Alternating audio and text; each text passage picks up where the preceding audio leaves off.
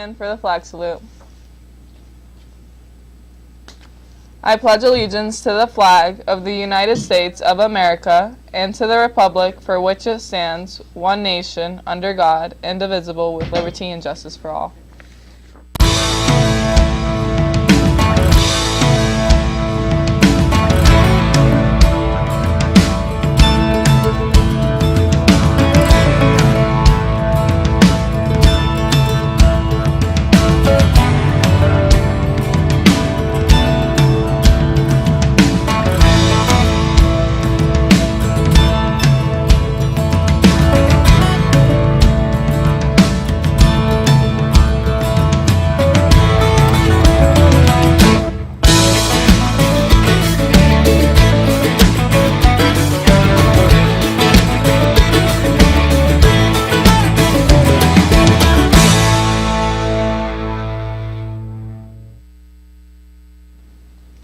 Good morning and welcome to RPtv. Today's Wednesday, November 3rd, 2021.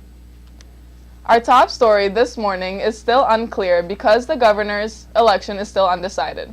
As they always say, it's too close to call. Let's go to Callie for that report. The bitter race for New Jersey governor didn't end on Election Day. In a shocker, the contest, once seen as a shoo-in for Governor Phil Murphy, remained too close to call this morning. Results this morning show the Democratic governor and Republican challenger Jack Ciattarelli less than 1 percentage point apart, teetering on a razor-thin margin in a race that surprised many and burst into the national spotlight. Both campaigns cleared out of their election night parties early this morning without declaring victory or conceding, and it's possible a winner may not be decided today. As of 7:03 a.m., with 98% of the precincts in, Ciattarelli was leading Murphy by about 1,200 votes. But thousands of votes, especially from Democratic-leaning areas, have yet to be counted. And it remains unclear how many vote-by-mail or provisional ballots still must be tallied. The race was far closer than a series of polls had predicted. Though Murphy saw his once hefty double-digit lead disappear in recent polls, most surveys in recent days showed Murphy up anywhere from 4 to 11 percentage points. Ciattarelli never led in any public opinion polls, but turned it into a race with strong showings in counties Republicans must win to have a chance in a statewide election. The challenger also flipped at least 4 counties that had voted for Murphy in 2017. The governor relied on the tried-and-true formula for Democrats, carrying cities and counties with larger urban populations, though generally by smaller margins than 4 years ago. Murphy also had the advantage of registered Democrats outnumbering Republicans by more than 1 million in New Jersey. The state had become increasingly bluer in recent years as part of a backlash against Republican former President Donald Trump. In our local elections, Joseph Petrosky and Jay Rabena were elected to the Roselle Park Town Council, while Susan Carlstrom, Paul Baiamonte, and Jennifer McCarr and Angelica Ortiz were elected to the Roselle Park Board of Education. Now it's time for announcements. IDs are required. Please use your school ID, photo ID to scan in the morning. Art Club National Art Honor Society meeting every Friday after school at the public library with permission slips. Questions ask Ms. Gutro. Spanish/International Club meets every other Wednesday. Next meeting date is Wednesday, November 3rd after school outside by the high school cafeteria. For details, email Ms. Almanzar. Hey, there's a new kid in town. Well, actually, a new bunny in the courtyard. Make sure you check it out.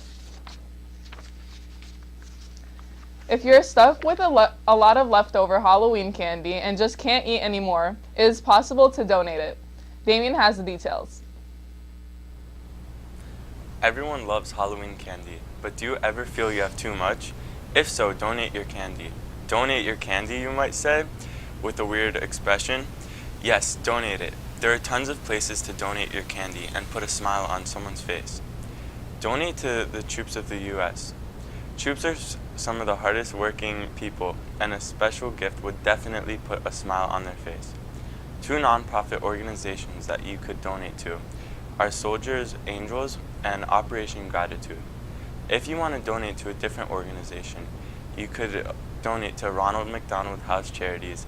Most will take candy off your hands and help give it to those who need it the most. Lastly, one place that you could check out is your local dentist's office. Halloween Candy Buyback is a program nationwide that helps buy back your candy. Participating dentist offices buy back the candy in exchange for raffle tickets, toothbrushes, local business coupons, or even prizes. Stay tuned, we'll be right back.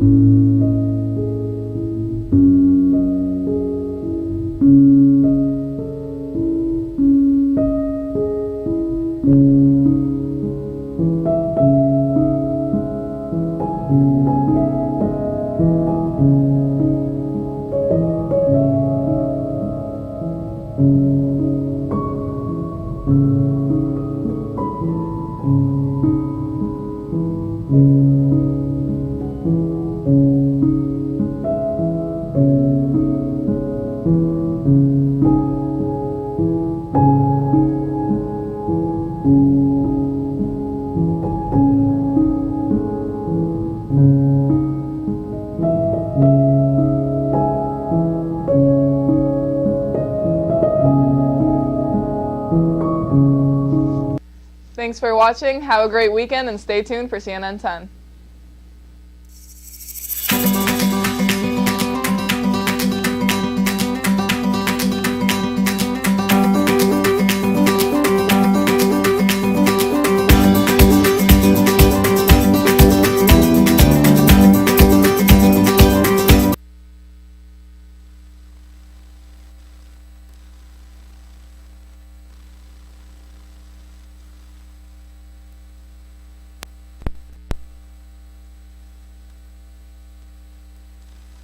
On the flight deck, there could be turbulence ahead for airline travel in the United States. It's not yet back to the levels of passengers and flights it saw in 2019 before the COVID pandemic happened, but because airlines have been reducing the number of flights they offer, planes are still packed, demand is high for available seats, and ticket prices are higher too.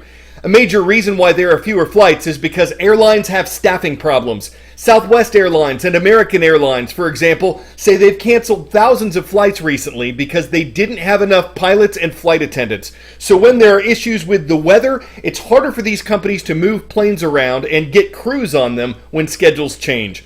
This isn't just hitting passengers who get stranded at airports when their flights are canceled.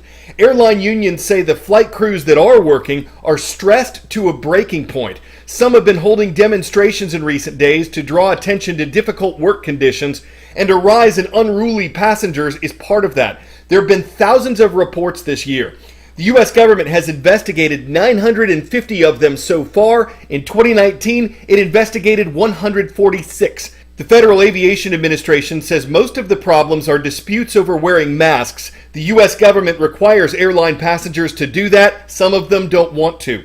The government is also requiring millions of American workers to get a COVID vaccine. Some airline industry analysts say that could make staffing shortages worse if unvaccinated crew members are unable to fly or if they quit their jobs to avoid getting a vaccine.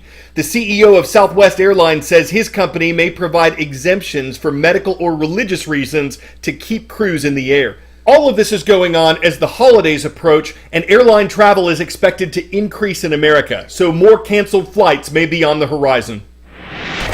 The truth is that no airline is immune to these cascading kind of problems. First, it was Southwest Airlines 3 weeks ago. Now it is American Airlines. The airline canceled more than 800 flights on Sunday, more than 500 on Saturday, more than 300 on Friday. That means about 1 in every 10 American Airlines flights were canceled over that 3-day period. But American says the problems all really began on Thursday when bad weather and high winds hit its biggest hub at Dallas-Fort Worth. That led to a chain reaction of cancellations, leaving planes and crews out of position. American COO David Seymour sent a letter to the entire airline saying that they wanted to build certainty into the operation, so it started proactively canceling flights. But that left thousands of people stranded in long lines at airports across the country. I'm sure it's terrible for a lot of people. They have places to be and family to be with, and as do I. I have to go to work tomorrow, so. It's annoying because it wasn't just American, it was Southwest a couple weeks ago, so it kind of leaves us stranded for a while. because they just keep canceling and canceling. I don't understand why it's canceled. I've heard they don't have enough staff. Well, you sold me a product, I paid for it, now it's your job to get me there. Remember, this is not just about staffing. That is only part of the issue here. But the good news is American says 1,800 flight attendants who were on pandemic leaves of absence returned to the job on Monday. American says things should start to return to normal soon. An Oxford University professor of epidemiology, the study of diseases, says it's almost impossible to completely get rid of COVID. Specifically with the Delta variant of the disease, which spreads easily and quickly, he says you reach a point where you can't keep a community in lockdown because COVID will come up again and again. So almost all countries are finding ways to live with the virus rather than trying to completely eliminate it. China is not one of those countries. This is where COVID-19 was first identified 2 years ago, and the nation has closed borders, required quarantines, and instituted citywide lockdowns when people do test positive. The nation's prevention measures can turn on a dime. Crowds dancing at Disneyland on Sunday evening to celebrate Halloween, Shanghai style. But just a few hours later, a COVID fright, forcing the resort into temporary lockdown. The scene is a bit scary, you could hear one man narrating on social media. A large team of medical workers in hazmat suits, not costumes, descending on the theme park, tasked with testing each and every guest and employee. Nearly 34,000 people by mid-Monday. The radio announcement asked all the people to stop, one woman said. This man, unsure how long they would be trapped in the park. Once tested, visitors and workers were shuttled back to their homes and hotels using more than 200 buses. They're now required to self-isolate and undergo multiple COVID-19 tests in the next 2 weeks. All of this because of one confirmed COVID-19 case from a nearby province. Officials say she visited the park Saturday. This is Shanghai Disneyland's first COVID-related closure since May 2020, when it became the first major theme park to reopen amidst the pandemic. These are very clear. We visited the park as it started implementing what were then new and seemingly strict procedures. Everything from social distancing to sanitation stations to digital contact tracing of guests. Changes the rest of the world quickly adopted. But other countries are reopening borders and relaxing COVID restrictions. Places like Australia and Thailand learning to live with COVID. But not China. Officials here in Shanghai and across this country are determined to stick to their zero-tolerance approach. One case is one too many. And if you think Shanghai Disney's shutdown sounds extreme, that's nothing compared to what's happening in other parts of China. An entire city in southeastern China's Jiangxi province coming to a stop. Officials temporarily turning all the traffic lights to red because of just one confirmed case. Mass testing and lockdowns in other parts of the country. And last week, 2 Beijing-bound high-speed trains halted mid-journey. Hundreds tested and isolated after officials found close contacts of one confirmed case on board. As China prepares to host the Winter Olympic Games in 3 months, extreme containment measures are not likely to ease. But if there's one magical place to spend a few hours locked down, Shanghai Disneyland might just be it. The resort going ahead with their planned fireworks and light show, as thousands were being tested, adding a spectacular backdrop to the government's narrative of its winning COVID strategy. David Culver, CNN, Shanghai.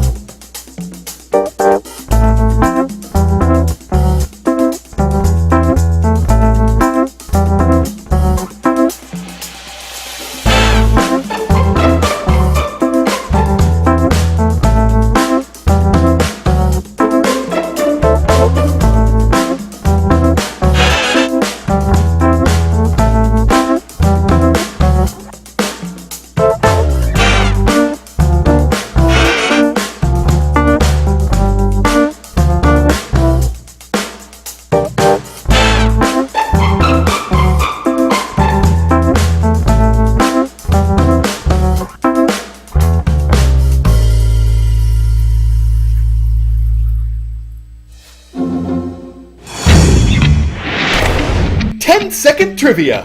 Who gave the Aurora Borealis its name? Galileo, Copernicus, Kepler, or Cassini? It was the astronomer Galileo who came up with the name in the early 1600s.